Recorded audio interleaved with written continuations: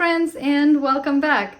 Today is the day I'm going to answer some of the questions you had for me. In the last couple of videos, I have asked you to leave some questions in the comments, and some of you did. I didn't get a lot of questions, but the questions I did get were really good and kind of deep questions, or at least questions that take a few minutes to explain. If you're new here, first of all, watch this video because after this you will know me a little bit better.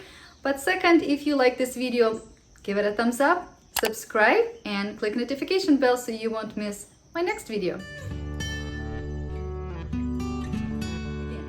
So, before I start answering some of the questions that you sent me, I thought I would answer a few questions that people usually ask me, that this time nobody asked me, but I figured it will help you to understand where I'm coming from and will help you to know me a little bit better. For example, what is my name? Some of you know, some may not. My name is Marina. Well, why would you not know my name when it's on my channel name? Okay, never mind. That was kind of funny. It just dawned on me. It's not funny. Like, my channel is called Aloha Marina. So my name is either Aloha or Marina. Well, let's clear things up. My name is not Aloha, my name is Marina. Now I'm sure everybody knows my name. How old am I? I'm 35 years old. What is my status? I am happily married with two beautiful children, a boy and a girl, and they're calling me right now. Just a second. Okay guys, I'm back. So my next made up question is, where do you live? I live in the state of Hawaii, and I have been blessed to live here for the last 10 years. Now, a real question someone asked is, what island do you live on? There are 8 islands in Hawaii state. I visited 3 of them, including the one I live on. The big island is actually called Hawaii, so I technically live in Hawaii, and the big island is very big. Actually, all of the islands can fit onto the big island. My next made-up question is, where are you originally from? People ask me this all the time, and I figured it's because I either look different or I sound different. And I'm thinking it's the accent. So, if you were wondering where I'm originally from, I am from Ukraine, and my first language is actually Russian. I know it's kind of confusing. You're from Ukraine, but you're speaking Russian. That's a long story. But I was born and raised in Ukraine, and I lived there until I was 21 years old when I was proposed marriage, and I moved to the US and got married to my husband, who is an American. See, I told you you're gonna learn something new about me today. And my last made-up question is, what are some of the things that you like to do? Okay. I like anything creative. I'm a creative person. Anything has to do with arts, music. I like playing instruments, singing, drawing, crocheting, making videos, editing them, cooking. I mean, you name it. Other things I really enjoy doing is traveling, but kind of locally. I like to travel around the island with my family. I love all the day trips when we drive together, we talk together, we sing together, do all kinds of fun things together. We go to beach trips, day trips, Costco trips. Costco is 2 hours away from us, so that's why it needs a whole day trip. And so I really enjoy spending time with my family when we just travel together, explore new places on the island or different islands. We haven't been really traveling to the mainland much, but hopefully in the future we'll be able to do that. And I also really like hiking and swimming. Anything has to do with water, whether it's a pool or an ocean, I want to be in the water. Probably has something to do with my name. All right, now that we got that out of the way, let's get to the actual questions that people sent me, that you sent me. When did you become vegan and how it affected your health? Thank you for that question. That is a really good question. It really made me think back and try to remember all the different things. But basically, before I became vegan, I first became a vegetarian at about 16 years old. My mother became vegetarian first, so I was kind of following her example. Yet there was a time at 16 years old where I was literally fed up with meat, and I just said, I am not going to have meat for the rest of my life probably. And I became vegetarian probably overnight. It wasn't until I was about 18, 19 years old that I have decided to go completely vegan. I have decided to not only eliminate meat, but now all dairy products and eggs. Soon after, I got married and moved to the US, and my husband was vegan long before me, so it was so much easier for me to transition and remain being vegan because A, my husband was vegan, and B, there are so many substitutes in the US that are not available in my country or many other countries. So it was a lot easier to be vegan. Now, before I go on to answering the rest of the question, I just wanted to clarify and kind of state that I'm not a perfect vegan. I do eat honey, not a whole bunch, but I do eat honey sometimes. And vegans are not supposed to eat honey. I'm not an ethical vegan. It doesn't mean that I don't care about the animals or the suffering that they go through in all these dairy farms and meat producing farms and all those kind of things. But I'm not an animal rights activist, and I adopted this diet to better my health. And am I happy that because of my choice, some animals are not suffering? Yes. But am I going to get excited if I see someone eating a piece of meat near me? No. It's everyone's choice. And I believe from the Bible that the ideal diet for man is plant-based diet. Yet, God, in our sinful state, has permitted us to eat certain kinds of meat and in certain kind of way. But more on that later. I will probably have to make an entire video about that. But I just wanted to be clear that my vegan diet is primarily for my health and for the health of my family. But the more important question is, how did it affect my health? And I had to really think about it and remember myself before being vegan and now myself after being vegan for 15 years. I remember being very sick as a child. I had a lot of respiratory problems. And the funny thing I remember is that every time I was sick with cold or flu or anything like that that had to do with my respiratory system, my mom would always make me this remedy.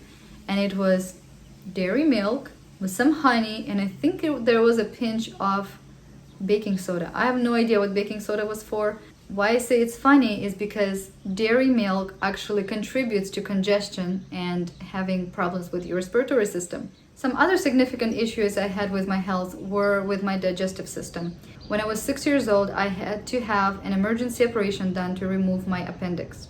And then later, when I was 12 years old, I was hospitalized because I had pain in my stomach and something was wrong with my gallbladder. My stomach was close to having ulcers and things like that. So that wasn't a lot of fun at all. And another thing that was significant when I was in my teenage years, when I went through puberty and started my period, somehow things were really irregular, and then later I found out that I had problem with my thyroid. I think it was enlarged or something. And later I developed something called polycystic ovarian syndrome. I think that's the right name for it. Basically where you have lots of little cysts growing on ovaries, and it basically disrupts your whole entire cycle, and if you want to have children, you're not actually able to have children, and that's what I've been told too. So those are the things I suffered with prior to being vegetarian or vegan. Afterwards, and looking back on my 15 years, I have been in general less sick, less congested. My kids, who are vegan too, have been overall so healthy, and even if they would get some kind of sickness or fever, they have always gotten better so much faster. My kids have never had problems with congestion unless they were like really sick. But one particular thing happened to me right after I switched to the vegan diet is that I believe I was healed from a polycystic ovarian syndrome just by switching to vegan diet, eliminating eggs and milk, which both are full of hormones, and I felt like it was disrupting my hormone balance and therefore affecting my health in a negative way. And by the way, I was thinking to make a separate video on my diet and what I do to stay healthy and things like that, and things I've overcame and things that I'm struggling with right now. Okay, I hope this video is not too boring. We're going on to our next question. Also a very important question. How did you become a Christian? Well, my short answer is I was raised a Christian. I was raised a Christian since I was 6 or 7 years old. My mom has always been searching for God, searching for truth. And when she found it at this particular church, after a lot of Bible study, she decided to join the church. And so we were going to church together, we were studying the Bible, we were singing, and singing, of course, was my favorite part. But I have learned a lot of Bible stories, and I've learned a lot about God. And I was perfectly happy. I really enjoyed the church community. Our church was kind of conservative. My mother was conservative. She was a lot of times strict about things. But I really see it as a blessing, though, and as a hedge of protection that God had around me because of my mother A year or so later, I think my sister and my father joined the church as well, and we have become a Christian family. But like I said, growing up in the church, I loved it. And when I was a teenager, instead of rebelling and going away from the church and doing something crazy, I couldn't see any other life besides with God. So I decided to be baptized when I was 15 years old. And looking back at it, I think I didn't quite understand what it really meant, the life of a Christian, and how sometimes difficult it is, and what I'm really getting myself into. But I am glad that I did get baptized. And later, when I was about 18 years old, is when God really became more personal to me, when I was going through certain struggles and I was praying and getting my own answers to my prayers. It wasn't just, my mom's relationship with God that was kind of rubbing off on me. It was my relationship with God now. And of course, throughout the years, my faith only grew. When I got married and moved to America to live with my husband, my faith grew further because my husband was of the same faith and we share a lot of values and beliefs together.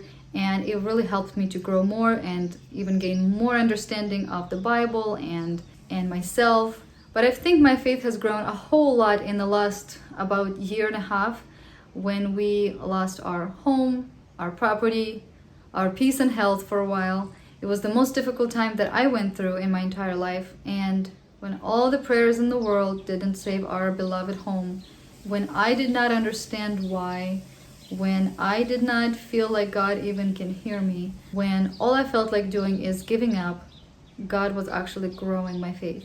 He was actually doing something in me. It's one thing when you learn about God and learn about His love and you feel His love, you see His blessings in your life, and you're just so happy, you want to love God back, you want to serve God and please God.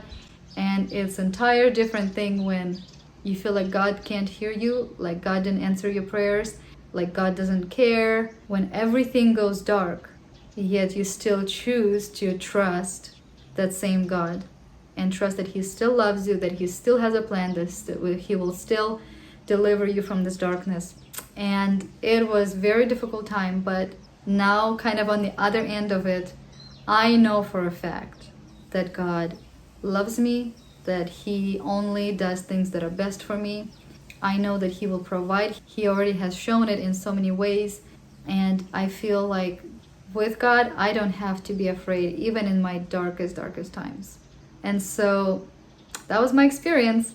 And I hope to make a separate video talking about the entire experience that we went through, from the beginning of eruptions to losing our home and beyond, how God provided for us, different experiences that we had with God.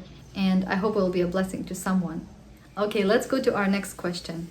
And that is, what made you decide to homeschool? And then the follow-up question was, what program do you use to homeschool your kids? Before me and my husband ever had kids, we have already decided how we're going to raise them or what we're going to do about their schooling. And there was never a question. We always wanted to homeschool them. My husband was homeschooled for some years and also went to a private Christian school. I, on the other hand, grew up in Ukraine, where the only thing anybody could do is public school. There was no such thing as homeschool. I went to public school and I did not like it. I was not a very good student academically. I wasn't into science and math and all that kind of stuff. I was a creative child. I excelled in classes that had to do with arts and music and hands-on learning. I did enjoy subjects like biology and geography, but the subjects that had to do with the numbers and the theories and the formulas, I had a very hard time with it. And in the end, it left me feeling like I wasn't intelligent. Growing up, I felt like I wasn't very bright, I felt like a failure, and of course, I had a low self-esteem. And so for my kids, of course, I wanted a different experience. Here in the US, we have the freedom to homeschool, and it's such a blessing, and I would choose that over public school any day. But I'm not saying that there are no good schools or no good teachers or that everybody should be homeschooled. No, I'm not saying that. There are good teachers, good schools here in the US and all over the world. But for me personally, and as a Christian, I wanted my child home and close to me. And here are just some of the things that I personally don't like about public school. First of all, they teach a non-Christian worldview. So to a Christian parent, it doesn't make sense to send your child away for most of the day to spend with people who are teaching them the entire opposite view of what you are trying to teach them at home. Kids spend a lot of time indoors and a lot of times away from their parents. They spend more time with strangers than they do with their own family. And that kind of fractures the whole family unit. And I believe that children and parents should spend more time together. And ideally, to me, children should learn from their parents, and not only academics, but different skills of life. And that is what homeschool provides for us to do. Big issue here is also bullying and safety, which seem to be becoming worse and worse every year.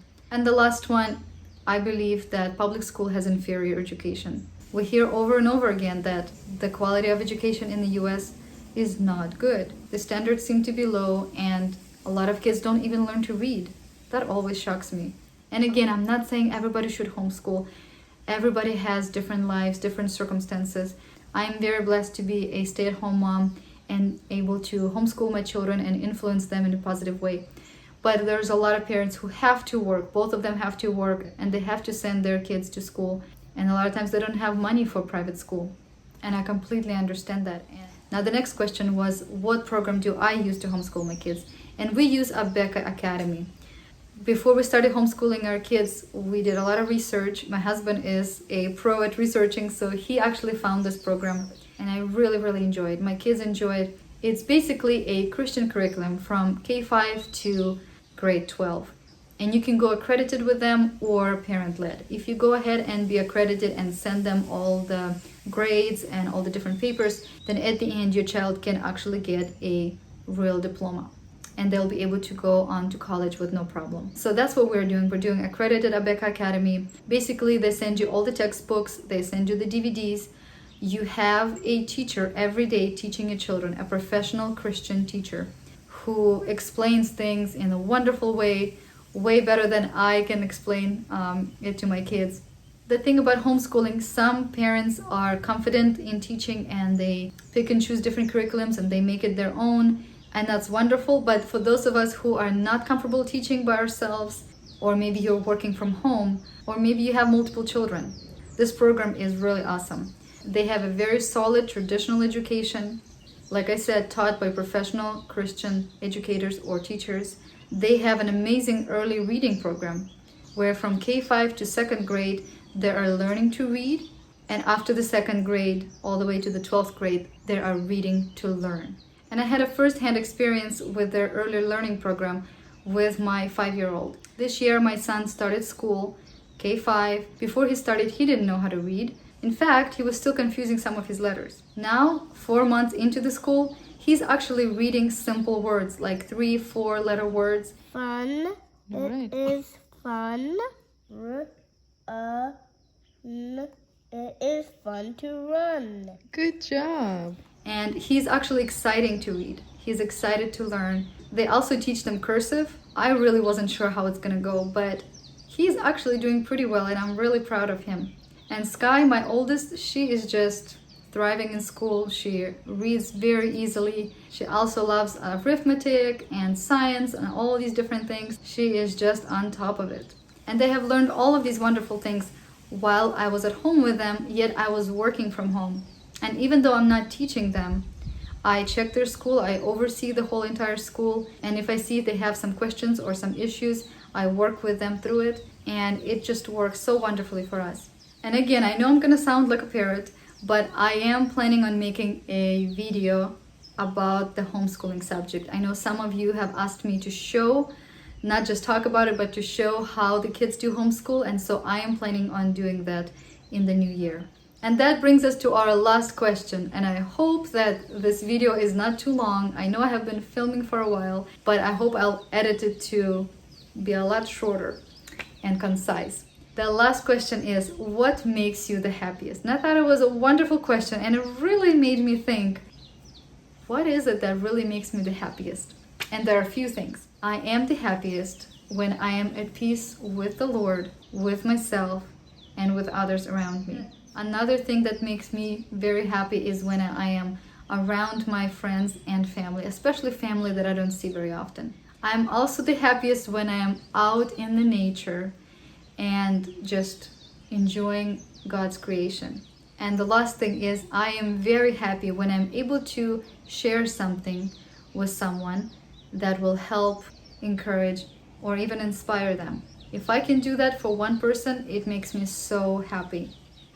Well friends, this is it for my Q&A video. Thank you so much to all of you who wrote comments and who wrote these questions for me. I really appreciate it. I hope I answered your questions in a way that maybe was a blessing to you. If you have any more questions, of course, write them in the comments below. As always, thank you for watching this video. If you're new and you would like to see more, simply go ahead and subscribe, click notification bell, and you won't miss my next video.